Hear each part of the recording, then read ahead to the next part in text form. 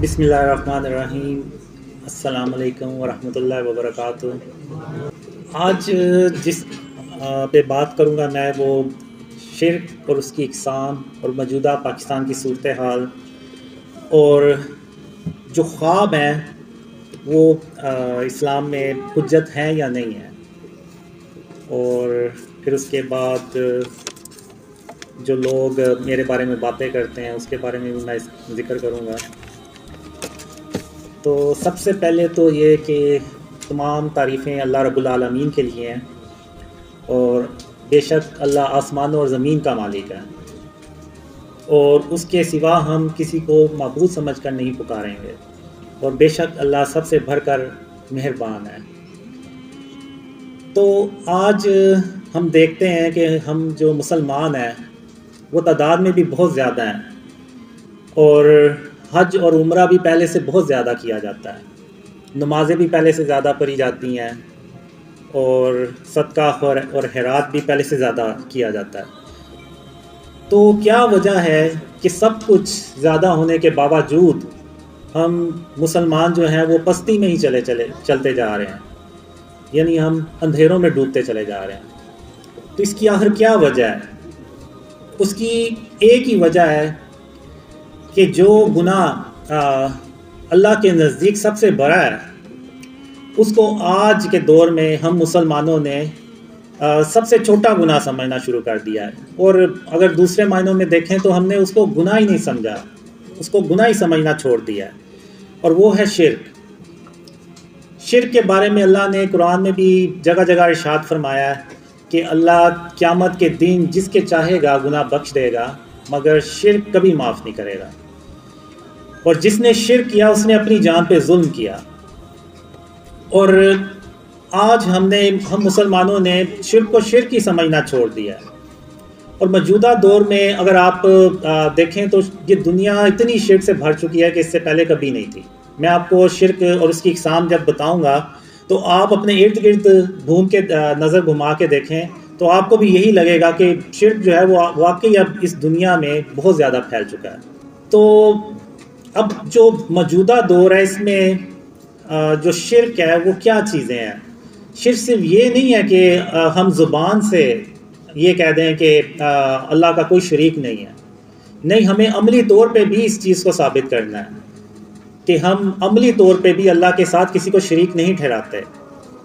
اگر آپ دیکھیں تو آج ہم نے آرٹ اور کلچر کے نام پہ، ڈیکوریشن کے نام پہ، اور اگر آپ دوسرے معنوں میں دیکھیں تو ہم نے کافروں کا کلچر جو ہے اس کو اڈاپٹ کیا ہے۔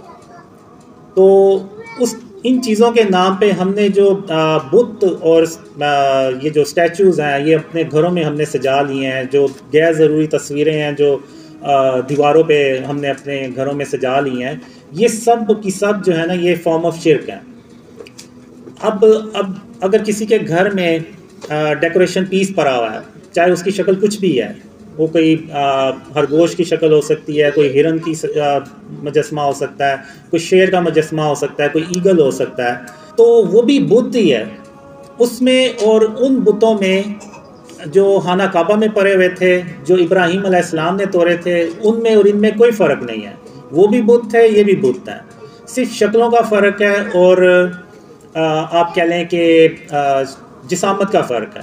وہ بھی بے جان تھے، یہ بھی بے جان ہے، وہ بھی اس وقت کے لوگوں کو نہ کوئی نفع یا نقصان پہنچا سکتے تھے، اور یہ بھی آج کے دور میں نہ کسی کو نفع یا نقصان پہنچا سکتے ہیں۔ تو ابراہیم علیہ السلام، ان کو ان بتوں سے کوئی مسئلہ نہیں تھا، چاہتے تو وہ پرے رہتے، ان کو کیا تھا، وہ تو ایک اللہ کی عبادت کرتے تھے، لیکن انہوں نے ان بتوں کو توڑ کے تو یہ عملی طور پہ ثابت کیا کہ وہ صرف زبان سے یہ نہیں کہتے بلکہ عملی طور پہ بھی اللہ کے ساتھ کسی کو شریک نہیں ٹھہراتے۔ اب ابراہیم علیہ السلام کے دور میں جب شہر کے لوگ سب باہر چلے گئے تو ابراہیم علیہ السلام نے سارے بتوں کو توڑ دیا، ایک بت کو نہیں توڑا جو بڑا بت تھا، اور اس کے کندھے پہ وہ کلہارا رکھ دیا۔ اور جب شہر کے لوگ باہر سے واپس آئے تو انہوں نے دیکھا کہ ہمارے باطل خداؤں کو کسی نے توڑ دیا ہے، تو ان میں سے ایک نے کہا کہ ہم نے ابراہیم علیہ السلام کو ان کے بارے میں باتیں کرتے سنا ہے۔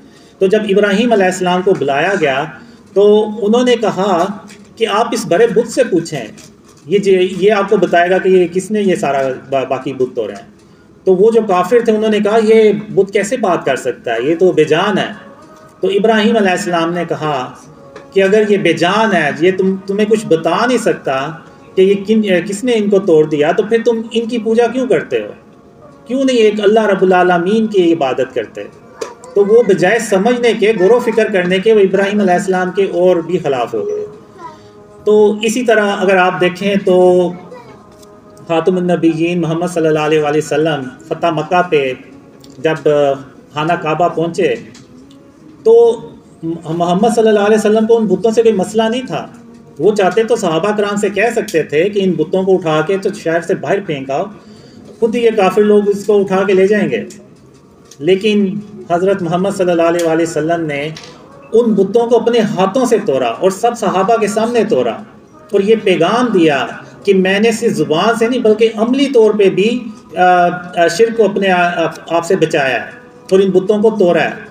اور یہ پیغام انہوں نے اپنی امت کو قیامت تک کے لیے بتا دیا کہ آپ لوگوں نے بھی اپنے گھروں میں، اپنے علاقوں میں بتوں کو سجانا نہیں ہے بلکہ ختم کرنا ہے۔ تو اب لوگ مجھے باتیں کرتے ہیں کہ جی میری داڑھی نہیں ہے، میری نمازیں نہیں ہیں، تو یہ جو شرک ہے، یہ جو بت ہیں، ان کو ختم کرنا، ان تصویروں کو ختم کرنا بھی تو سنت ہے۔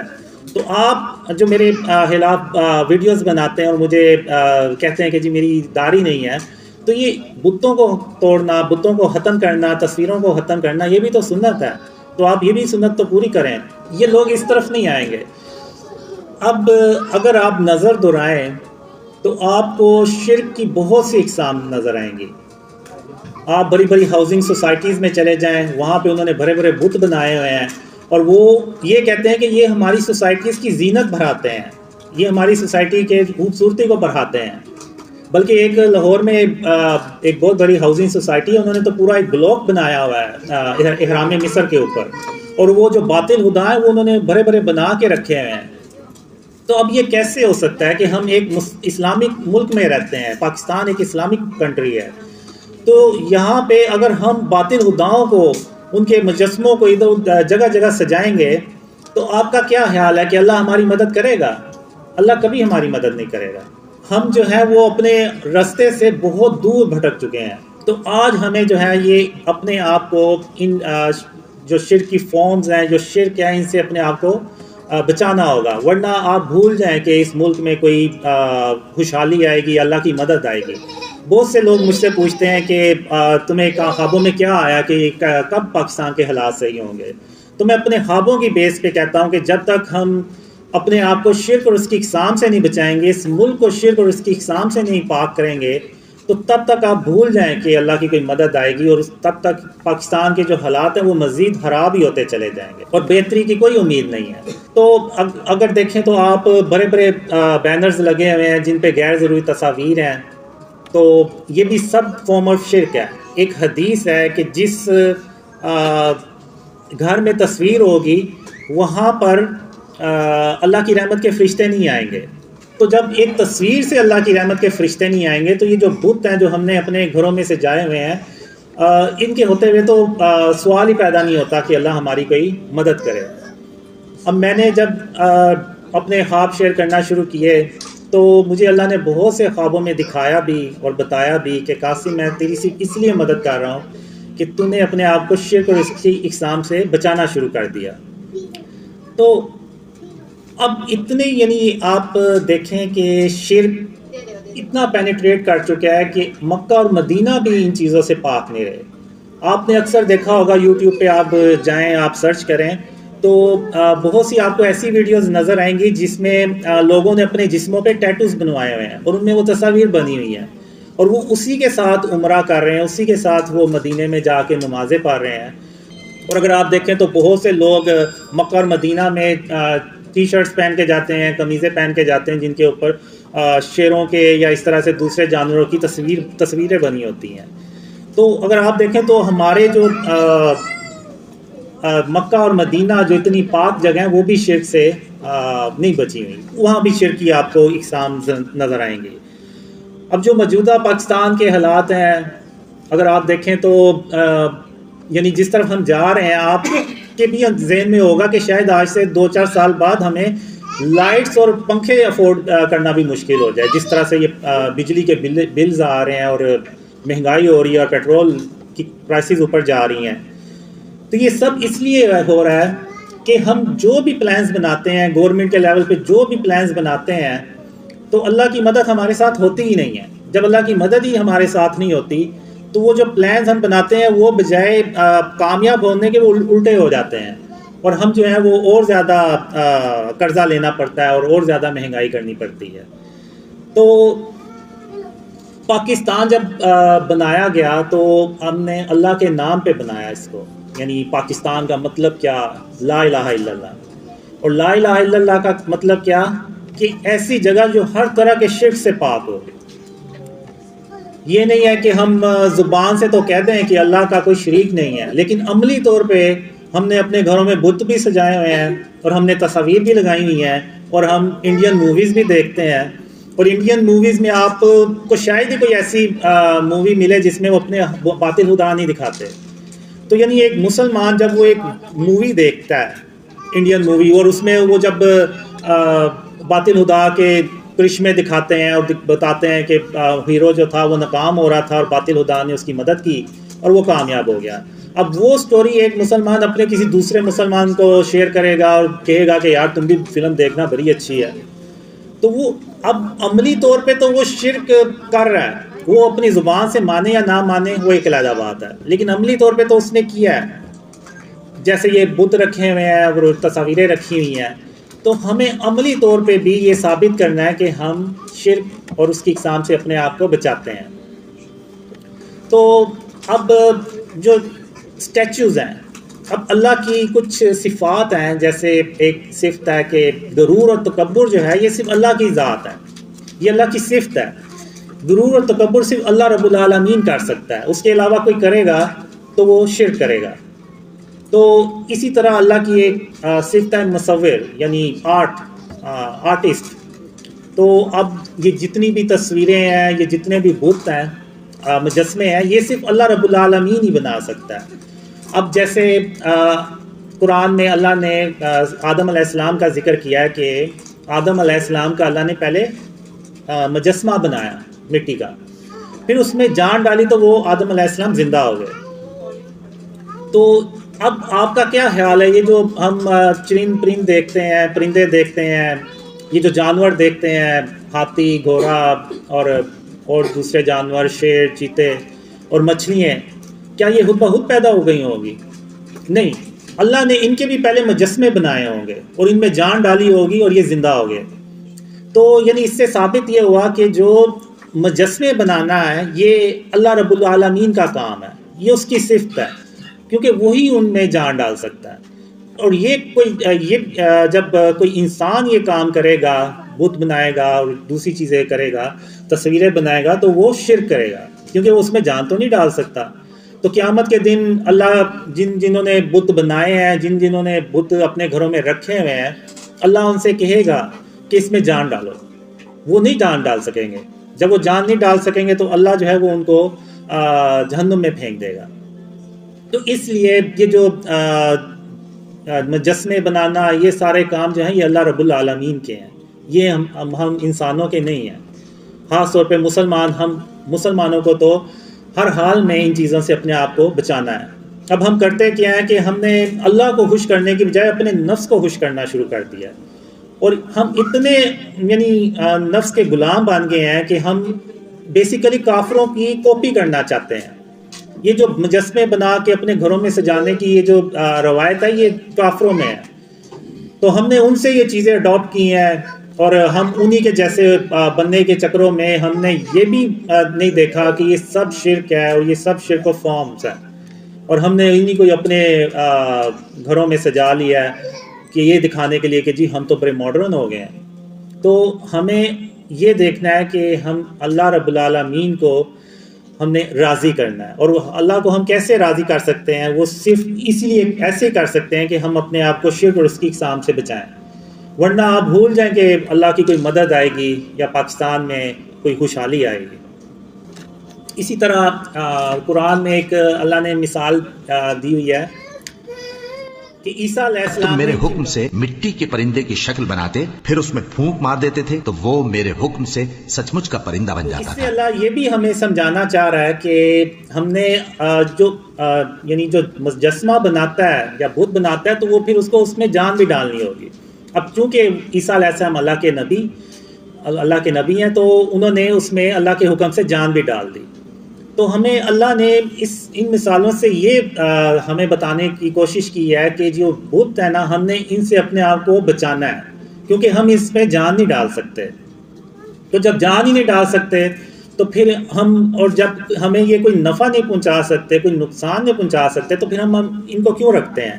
اور ہم نے تو اپنے نبی خاتم النبیین محمد صلی اللہ علیہ وسلم کی سنت پہ عمل کرنا ہے۔ یہ بھی محمد صلی اللہ علیہ وسلم کی سنت ہے، جو بتوں کو ختم کرنا، تصویروں کو ختم کرنا۔ ایک حدیث ہے کہ حضرت محمد صلی اللہ علیہ وسلم نے حضرت علی رضی تعالیٰ عنہ کو ایک مشن دیا کہ علی رضی تعالیٰ عنہ آپ جائیں اور جتنی بھی آپ کو قبریں اونچی نظر آئیں ان کو برابر کر دیں، اور جتنی بھی تصاویریں اور آپ کو یہ جو دوسری چیزیں ملیں آپ ان کو ختم کر دیں۔ یہ ان کو مشن دیا خاتم النبیین محمد صلی اللہ علیہ وسلم نے۔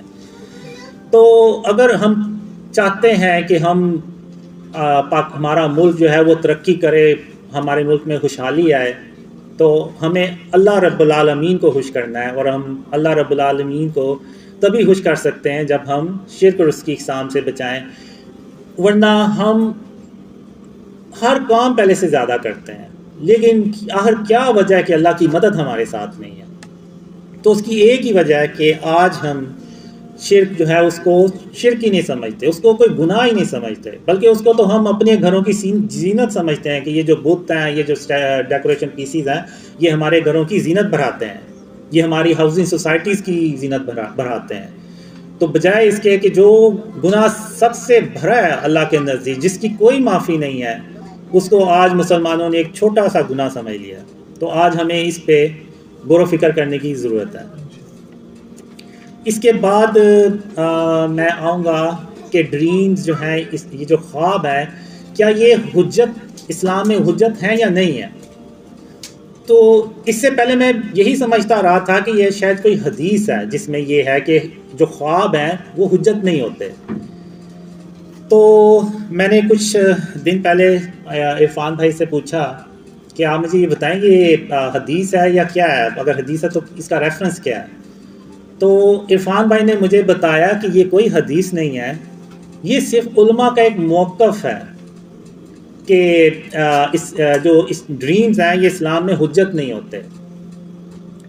تو میں یہی سمجھا تھا جیسے وہ مخالفین جو ہیں وہ ایسے ویڈیوز بناتے ہیں اور ایسے بتاتے ہیں کہ خواب جو ہیں وہ حجت نہیں ہوتے، تو میں یہ سمجھا کہ شاید یہ حدیث ہے، اور شاید میرے جیسے اور بھی بہت سے لوگ سمجھتے ہوں کہ یہ حدیث ہے۔ تو بعد میں مجھے پتہ چلا کہ یہ حدیث نہیں ہے، یہ علماء کا موقف ہے۔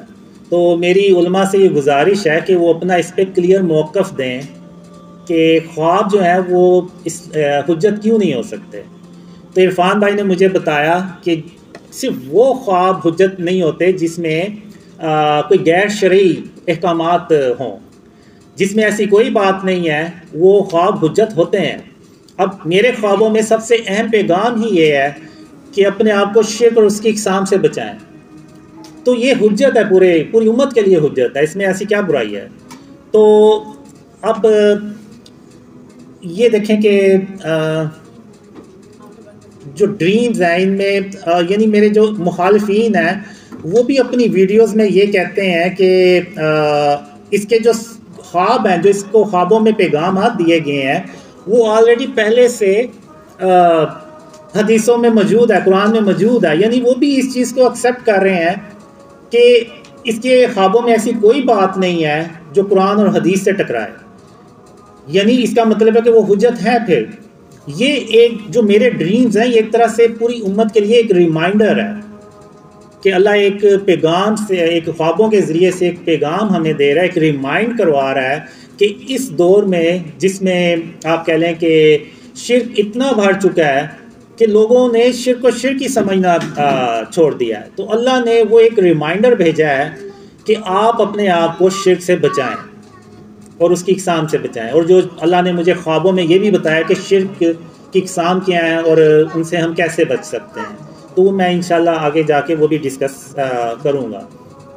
تو میری علماء سے یہ گزارش ہے کہ وہ اس چیز پہ کلیئر موقف دیں کہ خواب جو ہیں وہ اسلام میں حجت کیوں نہیں ہو سکتے۔ تو ایسا نہ ہو کہ اللہ اپنی رحمت سے جب یہ خواب سچ کر دکھائے تو یہ جو دوسرے جو مسلمان ہیں، خاص طور پہ جو آپ کو فالو بھی کرتے ہیں، وہ آپ سے پھر یہ کہتے پھریں گے کہ آپ تو کہا کرتے تھے کہ ڈریمز حجت نہیں ہوتے، تو اس کے خوابوں پہ عمل کرتے ہوئے جب ہم نے اس ملک کو شرک اور اس کی اقسام سے پاک کیا تو اللہ کی رحمتیں اور برکتیں نازل ہوئیں اور ہم ان مشکلات سے باہر نکل گئے اور اس ملک میں خوشحالی آ گئی۔ تو آپ کہتے تھے کہ یہ حجت نہیں ہوتے، اس کے خواب تو پاکستان کے لیے حجت بن گئے ہیں، اور بلکہ نہ صرف پاکستان کے لیے بلکہ پوری امت کے لیے حجت بن گئے ہیں۔ پوری امت کو یہ پیغام کیا پوری دنیا میں کہ اگر آپ نے بھی ان اندھیروں سے باہر نکلنا ہے تو آپ بھی اپنے آپ کو شرک اور اس کی اقسام سے بچائیں، تو آپ بھی اسی طرح ہی خوشحال ہو جائیں گے جیسے کہ آج پاکستان کے لوگ ہیں۔ تو ایسا نہ ہو کہ کل کو آپ لوگ جو ہیں مسلمان وہ آپ علماء کو یہ کہتے کہیں کہ آپ کی یہ بات، اگر یہ بات غلط تھی تو ہو سکتا ہے آپ کی باقی باتیں بھی غلط ہوں، تو وہ آپ کی باقی باتوں پہ بھی یقین نہ کریں۔ تو میری آپ سے یہ گزارش ہے کہ آپ اس پہ کلیئر موقف دیں کہ کون سے خواب حجت ہوتے ہیں اور کون سے خواب حجت نہیں ہوتے، کیونکہ جو میرے مخالفین ہیں وہ اس چیز کو بیس بنا کے کہتے ہیں کہ ڈریم جو ہیں وہ حجت نہیں ہوتے۔ میں آپ کو مثالیں بھی دوں گا کہ اسلام میں خوابوں کی اہمیت کتنی زیادہ ہے۔ پہلی مثال میں دوں گا آپ کو کہ ہم ہر سال جو بڑی عید پہ قربانی کرتے ہیں وہ بھی ایک خواب کے نتیجے میں ہم کرتے ہیں۔ ابراہیم علیہ السلام کو خواب آیا تھا کہ وہ اپنے بیٹے اسماعیل کو اللہ کی راہ میں قربان کرتے ہیں۔ تو جب ابراہیم علیہ السلام جب یہ عمل کرنے لگے تو اللہ نے ارشاد فرمایا کہ بس ابراہیم بس، آپ نے اپنا خواب سچ کر دکھایا۔ تو اللہ نے ان کی جگہ ایک دمبا بھیج دیا جس کو ابراہیم علیہ السلام نے قربان کیا، اور وہ اللہ کو عمل اتنا پسند آیا کہ قیامت تک کے مسلمانوں کے لیے اللہ نے یہ فرض کر دیا کہ جو اس کی استطاعت رکھتا ہے وہ بڑی عید پہ قربانی کرے۔ تو یہ بھی ایک خواب کا نتیجہ تھا۔ پھر اس کے بعد اگر آپ دیکھیں تو یوسف علیہ السلام، ان کو بھی خواب آیا، اور یوسف علیہ السلام کے دور میں کافر بادشاہ جس نے یوسف علیہ السلام پہ ظلم کیا، ان کو جیل میں بھیج دیا، اس ظالم بادشاہ کو ایک خواب آیا کہ 7 پتلی گائیں جو ہیں وہ 7 موٹی گایوں کو کھا رہی ہیں۔ تو اس وقت کسی کو اس کی تعبیر ہی نہیں سمجھ آئی۔ تو بادشاہ کا ایک درباری ہوتا تھا، تو اس نے کہا کہ مجھے ایک شخص کا پتہ ہے، وہ آپ کو اس خواب کی تعبیر بالکل صحیح بتائے گا۔ ان کا نام ہے یوسف علیہ السلام۔ تو جب یوسف علیہ السلام کو بلایا گیا تو یوسف علیہ السلام نے جو اس خواب کی تعبیر بتائی وہ یہ بتائی کہ 7 خوشحالی کے سال آئیں گے، پھر اس کے بعد 7 خشک سالی کے سال آئیں گے۔ تو آپ نے خوشحالی کے سالوں میں جو اناج جمع کیا ہوگا وہ آپ نے باقی خشک سالی کے سالوں میں ان کو استعمال کرنا ہے۔ تو پھر یوسف علیہ السلام کو یہ اس کی ذمہ داری دی گئی کہ آپ اس پہ کام کریں۔ تو یوسف علیہ السلام نے اللہ کی مدد سے اس پہ کام کیا، اور وہ اس وقت کے لوگ جو ہیں وہ اس قحط زیادہ جو سال تھے ان سے وہ بچ گئے۔ تو وہ بھی ایک خواب تھا، اور وہ ایک ظالم بادشاہ کا خواب تھا جو اللہ کو مانتا بھی نہیں تھا، تو اس کا خواب بھی سچا ہوا۔ تو اس کے بعد اگر آپ دیکھیں تو جو اذان ہوتی ہے وہ بھی 3 صحابہ کو خوابوں میں آیا اذان کے بارے میں، جو ہم دن میں 5 بار سنتے ہیں۔ تو اب علماء کہیں گے کہ یہ نبیوں کے خواب تھے یا نبیوں نے اپروو کیے تھے خواب۔ وہ جو ظالم بادشاہ کو خواب آیا تھا وہ یوسف علیہ السلام یعنی اللہ کے نبی نے وہ خواب اپروو کیا تھا۔ تو چلیں یہ بھی مان لیتے ہیں، کیونکہ جو نبی کا خواب ہوتا ہے وہ وہی ہوتا ہے، بلکہ نبی جو ہوتے ہیں اللہ کے، ان کا ایک ایک بات ایک ایک عمل وہ اللہ کی طرف سے ہوتا ہے۔ تو چلیں یہ بھی مان لیتے ہیں کہ وہ چونکہ نبیوں نے اپروو کیا تھا۔ تو اب میں ایک آپ کو ایسی مثال دوں گا جو یعنی خاتم النبیین محمد صلی اللہ علیہ وسلم کے بعد ایک آدمی کو خواب آیا تھا، اور وہ خواب اس وقت کے خلیفہ کے لیے بھی حجت بنا، اور اس وقت پوری امت تھی ان کے لیے بھی وہ حجت بنا۔ وہ خواب یہ کہ حضرت عمر رضی تعالیٰ عنہ جب خلیفہ تھے تو ان کے دور میں قحط پڑ گیا، اور قحط اتنا زیادہ پڑ گیا کہ حضرت عمر رضی تعالیٰ عنہ کو جو گورنرز تھے ان سب کو انہوں نے کام پہ لگا دیا کہ آپ جو ہے وہ اناج بھیجیں، اور جب آپ اناج بھیجیں اور یہ جو قحط جدھر پڑا ہوا ہے اس کو ہم کنٹرول کریں۔ تو حضرت عمر رضی تعالیٰ عنہ نے پھر ایسا سسٹم بھی بنایا کہ گورنمنٹ کے لیول پہ 30,000 لوگوں کو، تقریباً 30,000 لوگوں کو مدینہ میں ہر روز کھانا کھلایا جاتا تھا، اور اتنا قحط تھا کہ حضرت عمر رضی تعالیٰ عنہ کو وہ قانون جو محمد صلی اللہ علیہ وسلم نے بنایا تھا، یعنی چور کا ہاتھ کاٹنا، اس کو بھی چینج کیا کہ قحط زیادہ علاقے میں یہ قانون لاگو ہی نہیں ہوتا۔ تو یعنی اتنا شدید وہ قحط تھا، اور کئی مہینوں تک وہ قحط چلا، اور وہ حضرت عمر رضی تعالیٰ عنہ یعنی جو خلیفہ تھے ان کو بھی کوئی رستہ نہیں تھا مل رہا کہ ہم اس قحط سے کیسے باہر نکلیں۔ پھر اس وقت ایک آدمی کو جو عام شخص تھا اس کو خواب آیا، ان کی خواب میں حضرت محمد صلی اللہ علیہ وسلم آئے اور حضرت عمر رضی تعالیٰ عنہ کے لیے ایک پیغام بھیجا۔ وہ شخص حضرت عمر رضی تعالیٰ عنہ کے پاس گئے اور اپنا خواب انہوں نے حضرت عمر رضی تعالیٰ عنہ سے شیئر کیا، بیان کیا۔ تو اب آپ یہ دیکھیں کہ وہ ایک عام اس وقت کے انسان تھے، تو حضرت عمر رضی تعالیٰ عنہ نے ان سے یہ نہیں پوچھا آپ کی کریڈیبلٹی کیا ہے، آپ کی کیا یعنی حیثیت ہے، اس خواب کو میں کیوں مانوں۔ نہ حضرت عمر رضی تعالیٰ عنہ نے یہ کہا کہ نعوذ باللہ، کیونکہ ان کے دل میں کوئی کینہ، بغض اور غرور تکبر تو نہیں تھا، تو نہ حضرت عمر رضی تعالیٰ عنہ نے یہ کہا کہ میں وہ ہوں جس کے بارے میں خود خاتم النبیین محمد صلی اللہ علیہ وسلم نے فرمایا کہ اگر ان کے بعد کوئی نبی ہوتا تو وہ حضرت عمر رضی تعالیٰ عنہ ہوتے۔ نہ حضرت عمر رضی تعالیٰ عنہ نے یہ کہا کہ میرے بارے میں حضرت محمد صلی اللہ علیہ وسلم نے خود یہ ارشاد فرمایا ہوا ہے کہ جہاں سے عمر گزرتا ہے وہاں شیطان اپنا رستہ ہی بدل لیتا ہے، اور نہ حضرت عمر رضی تعالیٰ عنہ نے یہ کہا کہ مجھے اللہ نے اپنی رحمت سے عشرہ مبشرہ میں شامل کیا۔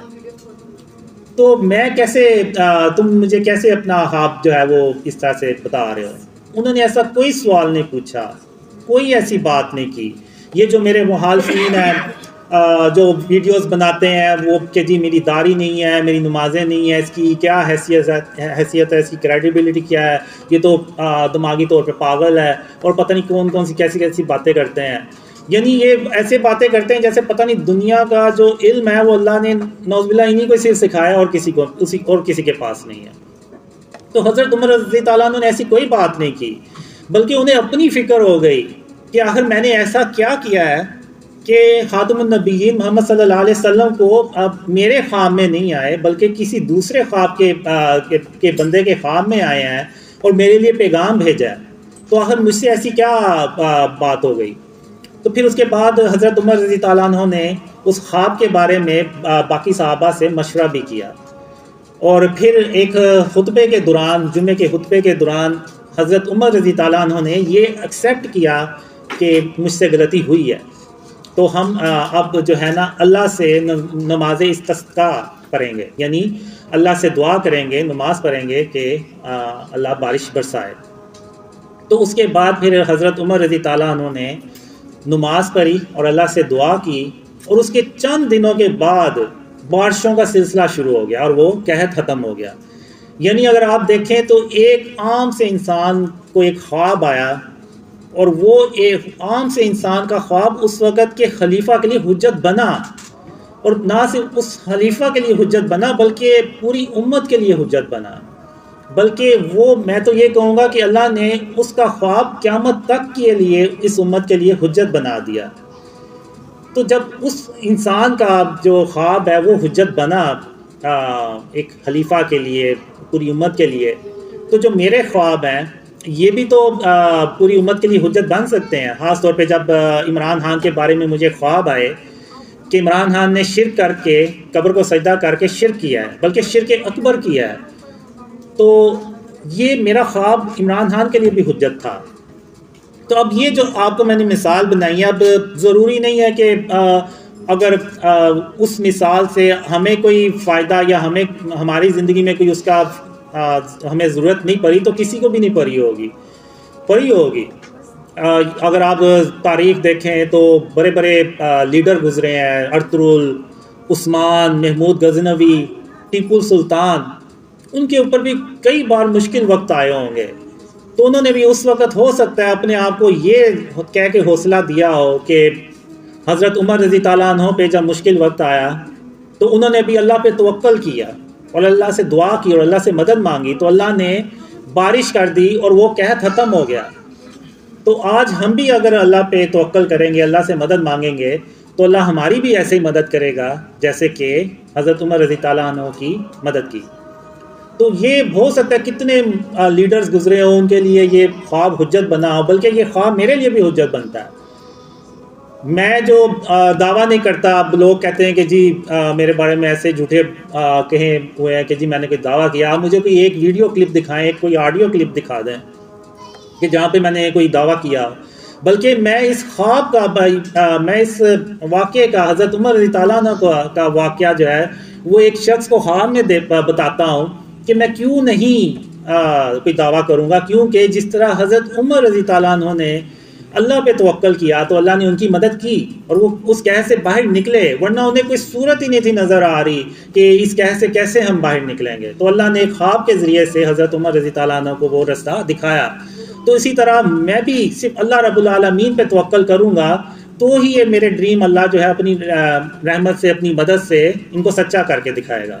ورنہ میں بھی اللہ کے سوا نعوذ باللہ کسی اور پہ توکل کر دوں تو پھر بھول جائیں کہ یہ خواب کبھی سچے ہوں گے یا پھر کبھی پھیلیں گے. تو یہ صرف اس لیے پھیل رہے ہیں، صرف اس لیے ہو رہا ہے سب کچھ کہ یہ اللہ کی رحمت ہے اور اس کی مہربانی ہے کہ اس نے مجھے اپنے اوپر توکل کرنے کے لیے میرا دل جو ہے وہ مضبوط کیا. میں پھر علماء سے کہوں گا کہ آپ اس پہ کلیئر موقف دیں. ایسا نہ ہو کہ آپ لوگوں نے جو کہا ہوا ہے کہ خواب حجت نہیں ہوتے، اور کئی لوگ آپ کی بات پہ یقین کر کے تو اتنے برے کمنٹس کرتے ہیں نا، یعنی اتنی برے میں علماء سے کہوں گا آپ ذرا ان ویڈیوز پہ جا کے کمنٹس تو چیک کریں کہ وہ کمنٹس کیسے کرتے ہیں. یعنی آپ دیکھیں کہ ایک بحیثیت مسلمان وہ لوگ کیسے کسی دوسرے مسلمان کے بارے میں اس طرح سے نقصان پہنچا سکتے ہیں. یعنی یہ حدیث ہے کہ مسلمان وہ ہے جس کی زبان اور جس کے ہاتھ سے دوسرا مسلمان محفوظ رہے. تو اب ایسا نہ ہو کہ ان کا یہ عمل قیامت کے دن ان کی گلے کی ہڈی بن جائے جو نہ ان سے نگلی جائے اور نہ پھر ان سے اگلی جائے. ایک موجودہ دور میں بھی ایک واقعہ ہوا جس کی وجہ سے آج ہم یہاں پہ بیٹھے ہوئے ہیں. تو وہ بھی ایک خواب کا نتیجہ تھا. بابا قوم محمد علی جناح جب یہاں سے تانگ آ کے تو یو کے چلے گئے. تو جب وہ یو کے میں تھے تو اس وقت بابا قوم محمد علی جناح کو حضرت محمد صلی اللہ علیہ وسلم کی زیارت ہوئی اور انہوں نے کہا کہ محمد علی جناح واپس جاؤ تم اور وہاں پہ برے صغیر کے مسلمانوں کی مدد کرو. تو پھر اس خواب کے بعد وہ واپس پاکستان آئے اور پاکستان کے لیے انہوں نے جد و جہد کی اور اللہ کی رحمت سے پاکستان یہ وجود میں آیا جہاں ہم اس وقت بیٹھے ہوئے ہیں. تو یہ بھی ایک خواب کا نتیجہ ہے. اگر ہو سکتا ہے اس وقت بابا قوم محمد علی جناح کو وہ خواب نہ آتا تو وہ پاکستان ہی نہ آتے اور اس صورت میں پاکستان وجود میں ہی نہ آتا. تو پاکستان کا جو وجود ہے وہ بھی ایک خواب کے نتیجے میں آیا تھا. یہ بھی ایک مثال ہے. اب اسلام میں ڈریمز کی جو اہمیت ہے وہ کیا ہے کوئی بھی نہیں بتاتا. یہ جتنے بھی میرے خلاف ویڈیوز بناتے ہیں بس یہ کہتے ہیں کہ جی اسلام میں خواب حجت نہیں ہوتے اور اس بیس پہ مجھے وہ جھٹلاتے ہیں، میرے خوابوں کو بھی جھٹلاتے ہیں. آخر اس میں ایسی بات ہی کیا ہے؟ یہی تو پیغام ہے میرے خوابوں میں سب سے بڑا کہ اپنے آپ کو شرک اور اس کی اقسام سے بچائیں. اس میں کیا برائی؟ یہ تو پوری امت کے لیے حجت ہے. اب حضرت محمد صلی اللہ علیہ وآلہ وسلم ہر فجر کی نماز کے بعد صحابہ سے پوچھا کرتے تھے کہ آپ کو کوئی خواب تو نہیں آیا؟ آپ جس کو خواب آئے وہ شیئر کرے. اور پھر ایک حدیث میں خاتم النبیین محمد صلی اللہ علیہ وسلم نے فرمایا کہ نبوت کا سلسلہ ان پہ ختم ہو گیا. محمد صلی اللہ علیہ وسلم اللہ کے آخری رسول ہیں، تھے اور رہیں گے. ان کے بعد نہ کسی نبی نے آنا نہ کسی رسول نے آنا. ان پہ نبوت کا سلسلہ ختم ہو گیا. لیکن محمد صلی اللہ علیہ وسلم نے یہ بھی ارشاد فرمایا کہ میرے جانے کے بعد مبشرات کا سلسلہ باقی رہے گا. تو صحابہ نے پوچھا یہ مبشرات کیا ہیں؟ تو آپ صلی اللہ علیہ وسلم نے فرمایا سچے خواب. یعنی سچے خواب جو ہیں، یعنی سچے خواب کا مطلب یہ نہیں کہ وہ اچھے ہی ہوں، بعض اوقات ہوتا ہے کہ برے خواب بھی سچے ہو جاتے ہیں، تو وہ سچے خوابوں کا ذکر ہوا ہے. اور پھر ایک صحیح مسلم بخاری کی حدیث ہے کہ جس میں آپ صلی اللہ علیہ وسلم نے فرمایا کہ سچے خواب جو ہیں یہ نبوت کا 46واں حصہ ہے. ابن ماجہ میں ہے کہ 170 سچے خواب جو ہے نا وہ نبوت کا 170واں حصہ ہے. ایک حدیث میں 40واں حصہ ہے اور ایک حدیث میں تو 25واں حصہ لکھا ہوا ہے. اور یہ سب حدیثوں میں موجود ہے. یعنی یہ خواب و اسلام میں خوابوں کی اہمیت بیان کی گئی ہے. اور یہ کس نے بیان کی ہے؟ یہ خاتم النبیین محمد صلی اللہ علیہ وسلم نے بیان فرمائی ہے.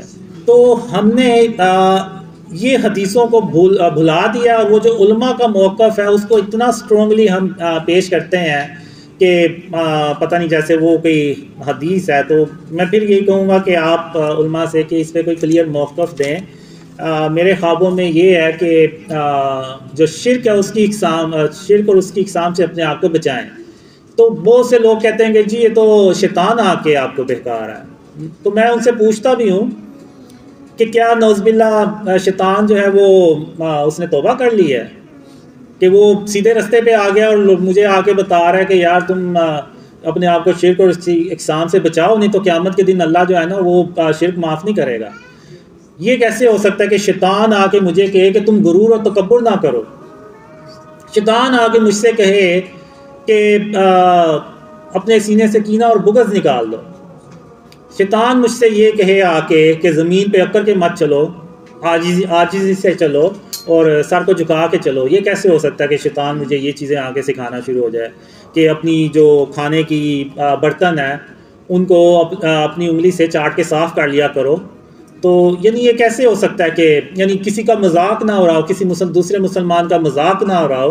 یہاں تک اللہ نے مجھے کہا کہ کسی مسلمان کا جب تم مذاق اڑاتے ہو تو تم اس کا نہیں بلکہ کسی مسلمان کا نہیں، کسی انسان کا.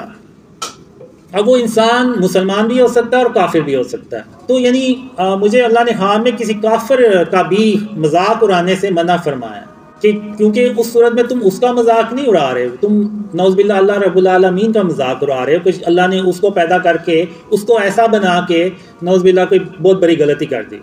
تو اللہ نے مذاق اڑانے سے بھی منع فرمایا. تو یہ کیسے ہو سکتا ہے کہ شیطان جو ہے وہ سیدھے رستے پہ آ گیا اور مجھے یہ چیزیں سکھا رہا ہے؟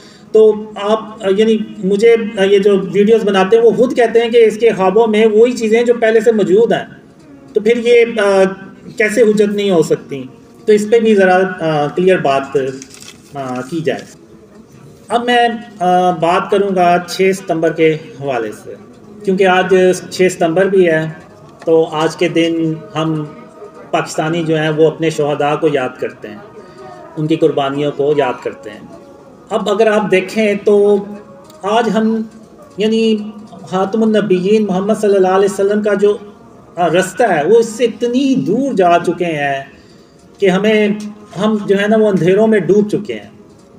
اب میں army chief general Asim Munir ان سے گزارش کروں گا کہ آپ اب میں جو بات کرنے جا رہا ہوں اس پہ تھوڑا سا آپ بھی غور کریں.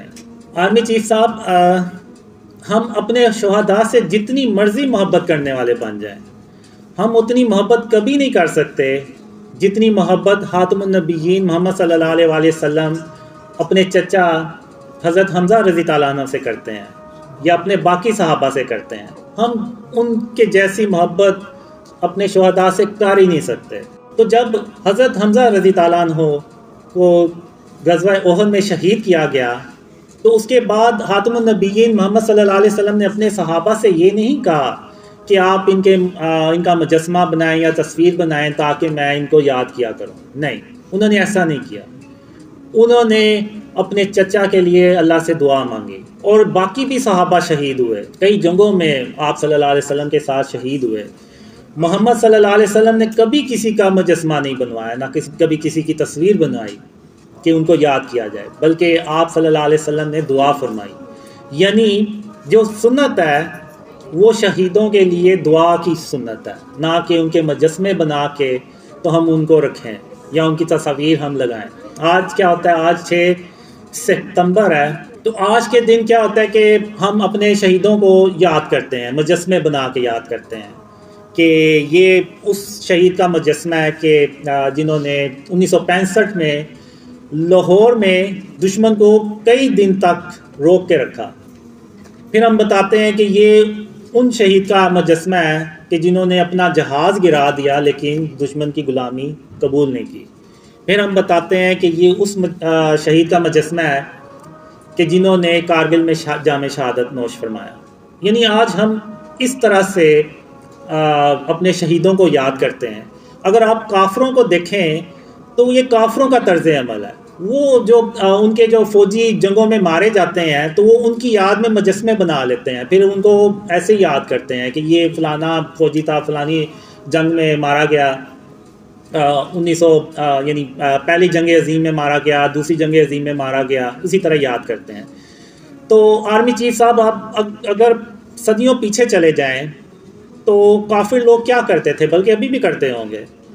اس وقت کافر لوگ کیا کرتے تھے، انہوں نے مجسمے بنائے ہوئے تھے باطل خداؤں کے کہ یہ مجسمہ جو ہے باطل خدا کا یہ بارش برسانے والا ہے، یہ مجسمہ جو ہے یہ رزق فراہم کرنے والا ہے، یہ باطل خدا کا مجسمہ ہے، یہ ہماری پریشانی ہے، مصیبتیں دور کرتا ہے، نعوذ باللہ.